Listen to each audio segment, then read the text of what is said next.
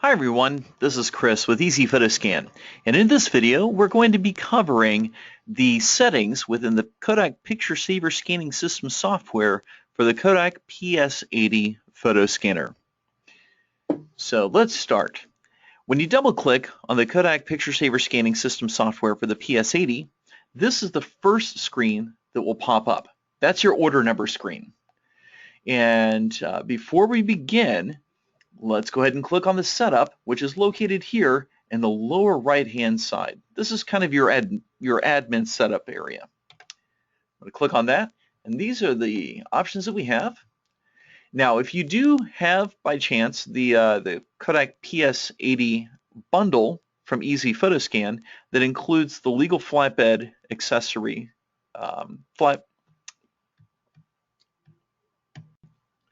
Hi everyone, this is Chris with Easy Photoscan. Hi everyone, this is Chris with Easy Photoscan, and in today's video we're going to be talking about the settings within the Kodak Picture Saver Scanning System PS80 photo scanner software. So double click on your Kodak PS80 photo scanner software icon, which should be the little photo scanner icon that's on your desktop. And as soon as you do, the first page that opens is the customer information or order number page. Before we move on, let's go ahead and click on the setup button, which is here in the lower right-hand side of the customer information page. When you click on the setup button, as you can see, you have various options here. Under the system configuration area, we've got enable FlyBed accessory. If you do by chance have the legal FlyBed accessory or the A3 FlyBed accessory, and you'd like to be able to use either of those FlyBeds, then make sure that enable FlyBed accessory is checked. That will that'll make it where you can use your legal FlyBed or your A3 FlyBed whenever you scan as well within the Kodak Picture Saver System scanning software. You also have print thumbnail pages. So if you'd like to be able to print thumbnails of all the photos that you scan, kind of like as an index page, then you can go ahead and click on print thumbnail pages. Also, print order details. Basically what this is under the customer information page. If you enter in all of the customer information, first name, last name, address, telephone number, and everything, then it will also print up all of the order details if you were to select that. Right below that, we have order management. The two options that you'll see here are delete orders automatically after. If you click on that, then you can select the number of days that the Kodak Picture Saver System scanning software will delete the scanning orders that you've scanned. Otherwise, if you want to just delete your orders manually instead of having the software do it automatically for you, just simply click on delete orders manually. At which point then you can go in, you can delete the orders from right here. It'll give you the selection of all the orders, and then you can select and delete them from there. Next, below that, we have the activity log. If you click on the button right here, it'll bring up the activity log in a spreadsheet format. So you can see not really much is there for us.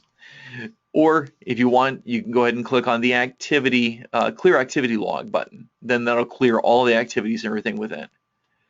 The biggest thing that you want to be concerned with, though, is if you have the legal FlyBed accessory or the A3 FlyBed accessory, make sure that the enable FlyBed accessory option is checked. Once that is, click on OK. Now we're back at the customer information page. Here, all you need to do is you need to enter something within the order number field in order to be able to get to the batch scan page. So you can enter anything, first name, last name, dates, whatever. The only thing you cannot enter in there are dashes, slashes, or any kind of symbols. But otherwise you can enter any alpha or numeric type of anything you'd like. So, sorry. So in this particular instance, I'm going to go ahead and type in settings for myself and click on OK. As soon as I click on OK, you'll see the first thing that pops up is the folder number. And here's where you're going to name your batches of photos.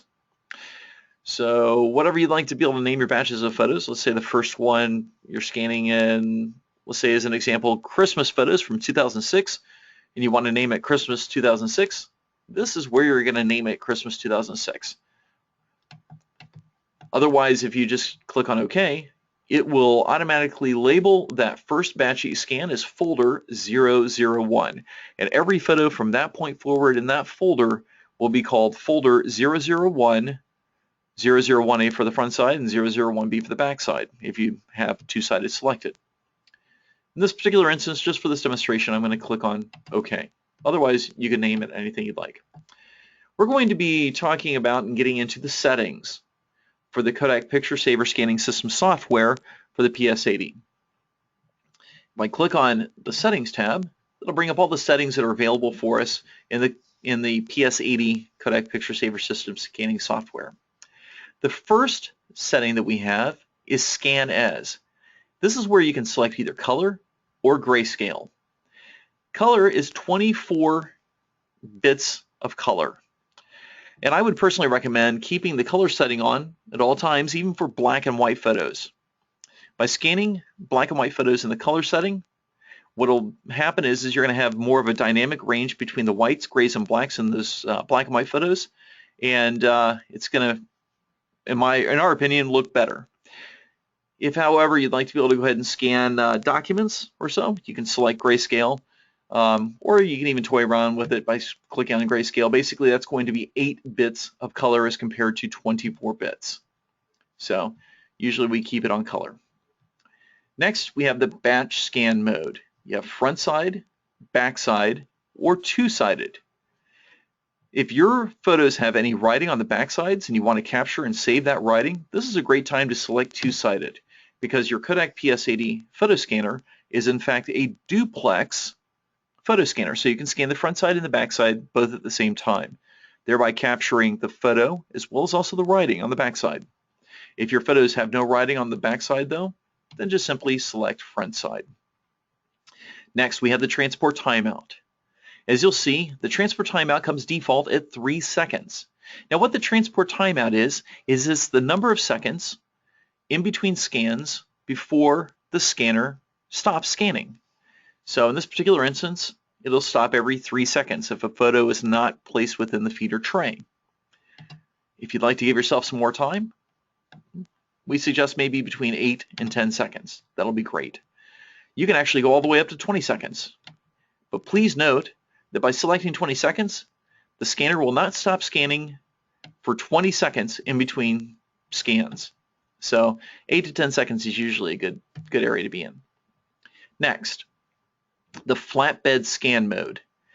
As you can see, in this particular instance, our FlyBed scan mode is grayed out because we don't have the photo selector software dongle plugged in currently. If, however, you have the Kodak PS80 bundle with the legal FlyBed accessory and the photo selector accessory from Easy Photo Scan, and you want to use the photo selector software, just simply click on that checkbox right there, and it will select the option to be able to start the photo selector software anytime you use the FlyBed. Otherwise, if you don't need it and you don't want to use the photo selector software, then just simply keep that unchecked. Otherwise, it'll pop up every time. Next, we have resolution. With the Kodak PS80 photo scanner, you have the option of scanning at 300 dpi, 600 dpi, and as you can see, it says 1200 dpi.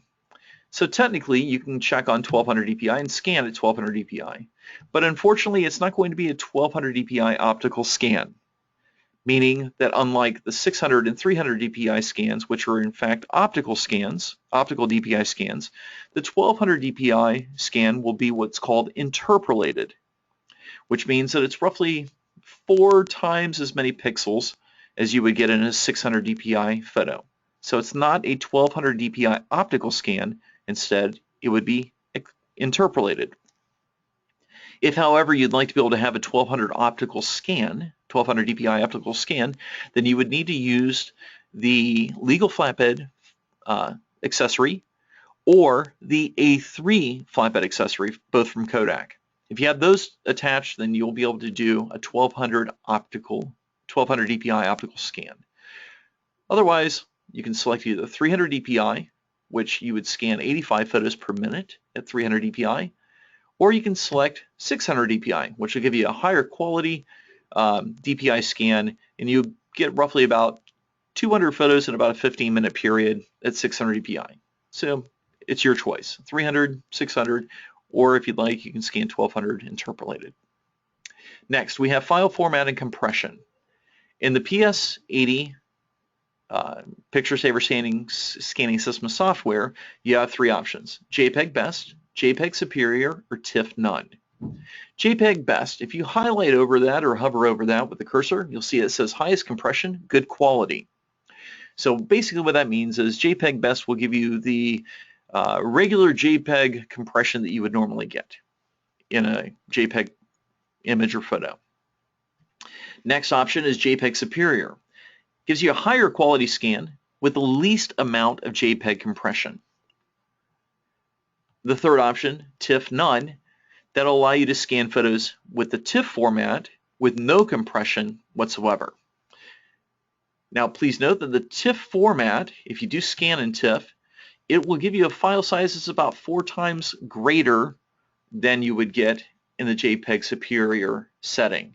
JPEG Superior will typically give you roughly about a 5 megabyte file, as where a TIFF format file scan will give you a file format that's about, a file size is usually about 5 times larger than JPEG Superior, between 4 and 5 times larger than JPEG Superior. So you would have, instead of 5 megabytes of a file, you'd have 20 to 25 megabytes of a file. So it's quite large. Sharpen images. You have three options. You have none, low, or high. The none setting will turn off the sharpening as you scan. Low setting will give you low sharpening while you scan. And then the high setting will give you the highest amount of sharpening while you scan. Next, you have the image cleaner tool option. If you select that, if you click on the on for image cleaner tool, what will happen is, as you scan, it will reduce the lines in the images caused by dust particles. So you can toy around with that to see if that's an option that you'd like to be able to use. Next, you have Kodak Perfect Touch. Now, you do have the option of being able to apply Kodak Perfect Touch to the front side of all your photos upon scanning. In this particular instance, though, if you were to click on this option right here, apply to both sides, it will apply the Kodak Perfect Touch when you select to be able to have it applied to that photo. It'll apply it to both the front side and the back side. You may be wondering, okay, well, why would I want to apply the Kodak Perfect Touch to the back side of a photo? Well, if you have photos that have writing on them, and that writing is somewhat faded, and it's difficult to read, if you apply the Kodak Perfect Touch to both sides, and apply the Perfect Touch to that particular photo, then the back side will also be enhanced to where the writing will actually be legible, typically, or easier to read. So it'll actually help to bring the writing back, as well as also the color and the definition in the photo. So you have that option there.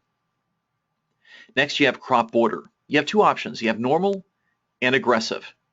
In normal, in the normal setting, basically what will happen is whenever you scan a photograph in the Kodak PS80, what it'll do is the picture saver scanning system software will detect the photo's edges and apply the crops properly. If, however, there's a crooked edge on that photo, whether it's at the top, the bottom, or the sides, it'll detect the edge of the photo up to the furthest point of that crooked edge, and the lowest point of that area will be a little black margin. So the software, the Kodak Picture Saver Scanning System software will put like a little black area in for that crooked edge. So if you don't want those the little black areas in the crooked edges, to be filled out, then just simply select aggressive. The aggressive setting really does nothing more than crops in on every edge of the photo by 3 pixels. So it gives you a nice tight crop without really cutting into the image. So if you want to be able to make sure that all your edges are nice and straight instead of semi-crooked, depending on how the cutter cut the photo when it was originally developed, then you may want to select aggressive for that. The next and last option is fill border.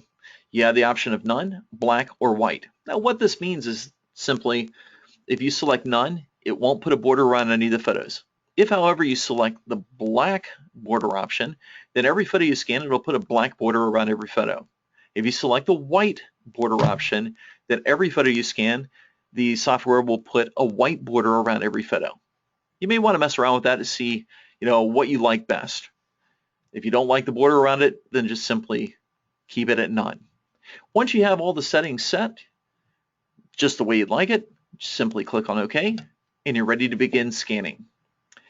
The other buttons that you have here are the flatbed scan button. As you can see in this particular instance, when I hover my cursor over it, it remains just simply an arrow, which means that I don't have my flatbed, either the legal flatbed accessory or A3 flatbed accessory plugged in, so it doesn't give me the option to use it.